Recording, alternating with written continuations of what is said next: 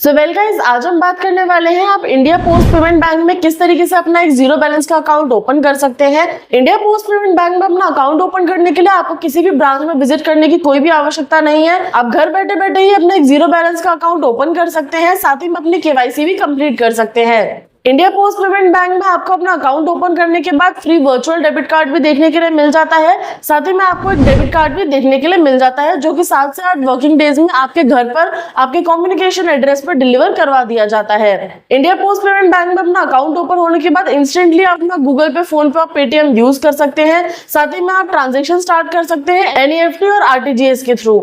India post payment bank में आपको काफी सारे ऑप्शंस मिलेंगे कि आपको कौन कौन से यहाँ पर अकाउंट ओपन करने हैं। उन सारे अकाउंट के बारे में मैंने डिटेल में बात करी है, तो इस वीडियो को लास्ट तक जरूर देखिएगा। तो चलिए बढ़ते हैं हमारे वीडियो की तरफ और जान लेते हैं कि हम किस तरीके से इंडिया पोस्ट पेमेंट बैंक में अपना जीरो बैलेंस का अकाउंट ओपन कर सकते हैं। इंडिया पोस्ट पेमेंट बैंक में अपना अकाउंट ओपन करने के लिए आपको क्रोम पर आ जाना है।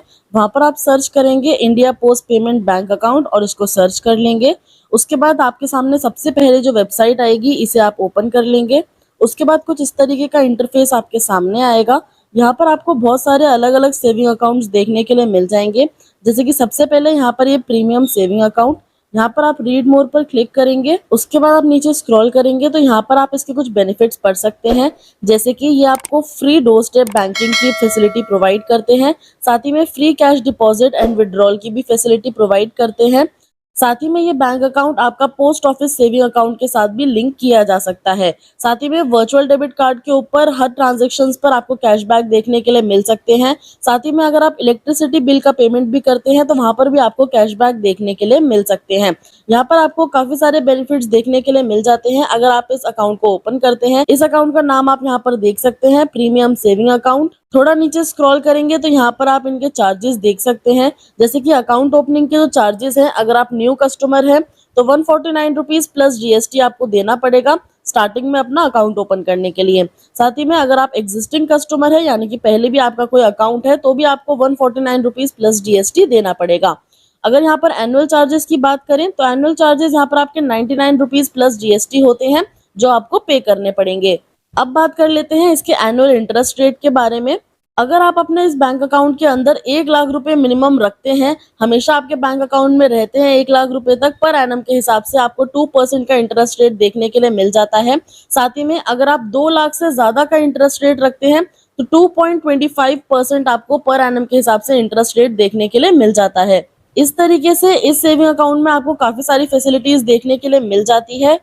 अब अगर हम बात करें डिजिटल सेविंग अकाउंट के बारे में तो इस पर भी हम रीड मोर पर क्लिक कर लेते हैं और इसकी भी कुछ फैसिलिटीज जान लेते हैं। ये फैसिलिटीज जानना आपके लिए इसलिए जरूरी है ताकि आप डिसाइड कर सके कि आपको कौन सा बैंक अकाउंट ओपन करना है, किस तरीके की सेविंग अकाउंट की आपको रिक्वायरमेंट है। आप उसके अकॉर्डिंग यहाँ पर अपना एक सेविंग अकाउंट ओपन कर सकते हैं। यहाँ पर हम बात करने वाले हैं अब डिजिटल सेविंग अकाउंट के बारे में।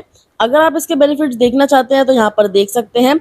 जैसे कि यहाँ पर आपको इंस्टेंट सेल्फ ऑनबोर्डिंग मिल जाता है, यानी कि इंस्टेंटली आपके पास आपकी कस्टमर आईडी, आईएफएससी कोड वगैरह देखने के लिए मिल जाता है, जिसके बाद आप ट्रांजैक्शन स्टार्ट कर सकते हैं।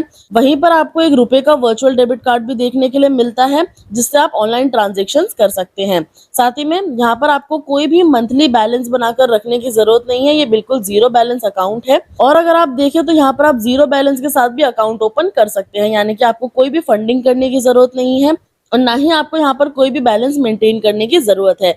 आपका ये अकाउंट बिल्कुल जीरो बैलेंस के साथ ओपन होता है। साथ ही में फ्री मंथली स्टेटमेंट भी देखने के लिए मिलती है। ई स्टेटमेंट्स जो आपकी होती है वो आपकी ईमेल आईडी पर आपको भेज दी जाती हैं, ताकि आप अपनी स्टेटमेंट्स जितनी भी आपने अभी तक पेमेंट करी है 1 महीने में, वो चेक कर सके। Easy bill payment and recharges आपको देखने के लिए मिल जाते हैं, जो कि आप इंडियन पोस्ट पेमेंट बैंक के एप्लीकेशन के थ्रू कर सकते हैं। यहाँ पर कुछ पॉइंट्स हैं जो आपको याद रखने हैं अगर आप डिजिटल सेविंग अकाउंट ओपन करते हैं तो। जैसे कि आपकी उम्र यहाँ पे 18 साल तक की होनी चाहिए अगर आप इस अकाउंट को ओपन कर रहे हैं। साथ ही में आपकी फुल वीडियो केवाईसी कंप्लीट होनी चाहिए 12 महीने के अंदर, यानी कि 12 महीने तक आप इस अकाउंट को बिना वीडियो केवाईसी करे या फिर बिना कोई फिजिकल केवाईसी करे भी यूज कर सकते हैं।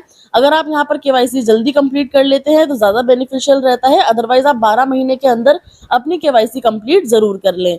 अगर हम बात करें कि आप पूरे साल में कितना अमाउंट अपने बैंक अकाउंट में रख सकते हैं, तो यहाँ पर आप देख सकते हैं 1,20,000 रुपए अलाउड है इस अकाउंट में कि आप साल के अंदर मैक्सिमम इतनी ट्रांजेक्शन्स कर सकते हैं, डिपॉजिट कर सकते हैं। अगर आप 12 महीने के अंदर अपनी केवाईसी कंप्लीट कर लेते हैं तो इस अकाउंट में भी आपको पोस्ट ऑफिस सेविंग अकाउंट भी लिंक करने का ऑप्शन देखने के लिए मिल जाता है। ये फैसिलिटी भी आपको देखने के लिए मिल जाती है। साथ ही में यहाँ पर आपको अच्छा खासा कस्टमर सपोर्ट भी देखने के लिए मिल जाता है, यानी कि काफी लोगों को प्रॉब्लम होती है कि आप इनके कस्टमर केयर पे कांटेक्ट करते हैं, प्रॉब्लम्स आती है, आपको फेस करनी पड़ती है। लेकिन अगर आप ये वाला अकाउंट ओपन करते हैं तो यहाँ पर आपको कस्टमर सपोर्ट पूरा मिलता है। साथ ही में कोई भी मिनिमम बैलेंस बनाकर रखने की जरूरत नहीं है और बिल्कुल नॉमिनल चार्जेस पर यह अकाउंट आपका ओपन हो जाता है। अब बात करें इसके इंटरेस्ट रेट के बारे में, तो आप इस अकाउंट में जितना भी बैलेंस रखते हैं, अगर वो आप पूरे साल तक के लिए मेंटेन करके रखते हैं तो 2% का आपको पर एनम के हिसाब से इंटरेस्ट रेट देखने के लिए मिल जाता है। आप नीचे स्क्रॉल करेंगे तो यहाँ पर आप इनके कॉन्टैक्ट नंबर्स देख सकते हैं, कस्टमर केयर नंबर देख सकते हैं, साथ ही में ईमेल आईडी भी आपको यहाँ पे मेंशन करके दी गई है। अब बात कर लेते हैं यहाँ पे रेगुलर सेविंग अकाउंट के बारे में। यहाँ रीड मोर पर क्लिक करते हैं और इसके बारे में भी थोड़ी सी जानकारी ले लेते हैं।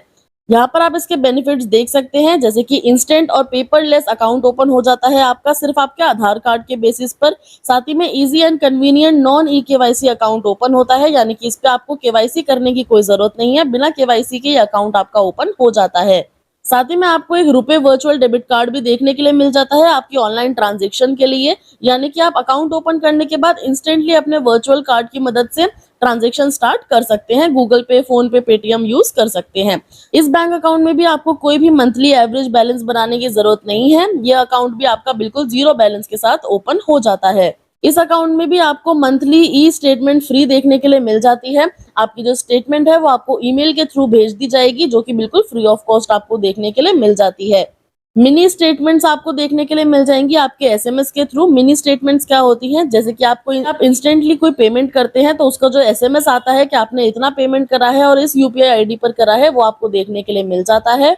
साथ ही में आप इंस्टेंट फंड ट्रांसफर कर सकते हैं आईएमपीएस के थ्रू और अपनी इजी बिल पेमेंट भी कर सकते हैं। ये अकाउंट भी आप पीओएसए यानी कि पोस्ट ऑफिस सेविंग अकाउंट के साथ लिंक कर सकते हैं और साथ ही में भीम या फिर यूपीआई के थ्रू भी पैसे भेज सकते हैं या फिर रिसीव कर सकते हैं। साथ ही में इस अकाउंट में भी आपको कस्टमर सपोर्ट पूरा मिलता है। आपको कोई भी मिनिमम बैलेंस बनाकर रखने की जरूरत नहीं है। नॉमिनल चार्जेस के ऊपर ही आपका ये सेविंग अकाउंट भी ओपन कर दिया जाता है।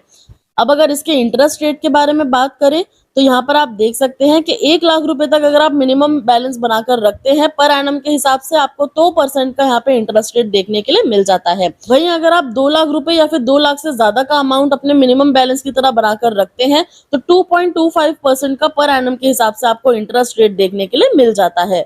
इनके कस्टमर केयर सपोर्ट से आप यहाँ पर बात कर सकते हैं। ये नंबर आपको दिए हुए हैं, आप इन्हें सेव करके रख सकते हैं। साथ ही में इनकी ईमेल आईडी भी आपको देखने के लिए मिल जाएगी। अब बात कर लेते हैं हमारे आखिरी सेविंग अकाउंट के बारे में, जो है बेसिक सेविंग अकाउंट।